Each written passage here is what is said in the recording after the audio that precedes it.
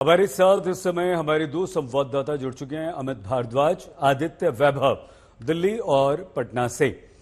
अमित, बेहद गंभीर आरोप लगाकर निकल गई ममता। क्या ये राजनीति है या क्या है?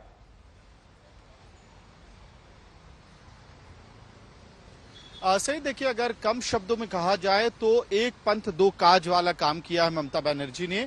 क्योंकि एक तरफ जहां इंडिया ब्लॉक के तमाम जो मुख्यमंत्री हैं अलग अलग राज्यों के, उन्होंने बाइकॉट किया नीति आयोग की बैठक को, तो ममता बनर्जी ने ये इंश्योर किया कि वो दिल्ली आए और बैठक में शामिल हो। और बैठक में शामिल होकर उन्होंने बंगाल की जो मांग थी उसको रखा, और उसके साथ साथ एक बहुत बड़ी खबर हमने कल आज तक पे भी बताई थी कि किस तरह से ममता बनर्जी नीति आयोग को खत्म करने की मांग रखेंगी और प्लानिंग कमीशन को वापस लाने की मांग रखेंगी। ये दोनों मांग जो है वो ममता बनर्जी ने इस बैठक में लगा दी। उसके साथ साथ ये भी आरोप लगाया सरकार पे कि एक पक्षपातपूर्ण बजट पेश किया गया है। इंडिया ब्लॉक के जो राज्य हैं उनको फाइनेंशियली इकोनॉमिकली चोक करने की कोशिश हो रही है और इस तरह से डिस्क्रिमिनेटरी बजट नहीं प्रेजेंट करना चाहिए। तो कुल मिलाकर उन्हें जो मांगे रखनी थी वो तो ममता बनर्जी ने नीति आयोग की बैठक में रख दी, और इसके साथ साथ ये भी स्पष्ट कर दिया सरकार को कि उनका विरोध है, और विरोध के चलते उनका दावा था कि 5 मिनट तक ही उन्हें बोलने दिया गया, उसके बाद उन्हें बोलने का मौका नहीं दिया गया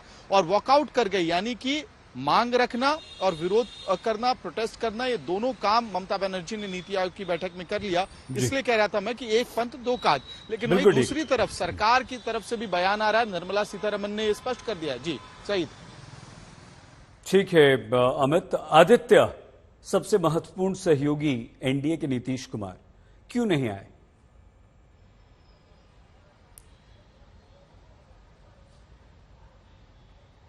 बिल्कुल सही। जहां तक बात की जाए कि मुख्यमंत्री नीतीश कुमार आखिर नीति आयोग की गवर्निंग काउंसिल की बैठक में क्यों नहीं आए, तो यही सवाल सबसे बड़ा सवाल है। और सबसे बड़ी बात यह कि यही सवाल है जो बिहार में विपक्ष भी लगातार पूछते जा रहा है। सबसे बड़ी बात आपको ये भी बताएं सईद कि जब मुख्यमंत्री के एब्सेंस की बातें सामने आ रही थी कि नीति आयोग की बैठक होनी है, राष्ट्रपति भवन में होनी है, लेकिन वहां मुख्यमंत्री नहीं है, तभी ये बात सामने आई कि आज मुख्यमंत्री ने झारखंड के अपने पार्टी के कार्यकर्ताओं से मुलाकात की है और इसके बाद वहां पर आगे की तैयारी को लेकर चर्चा चल रही थी। सबसे बड़ी बात आपको यह भी बताते हैं सईद कि हमारे साथ मौजूद हैं अभी राजद के प्रवक्ता एजाज अहमद। इनसे पूछते हैं कि आखिर इनका क्या कहना है।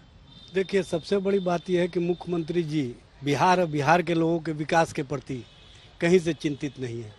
बिहार विकास के आयाम में आगे बढ़े, इसके प्रति उनकी चिंता नहीं होती है।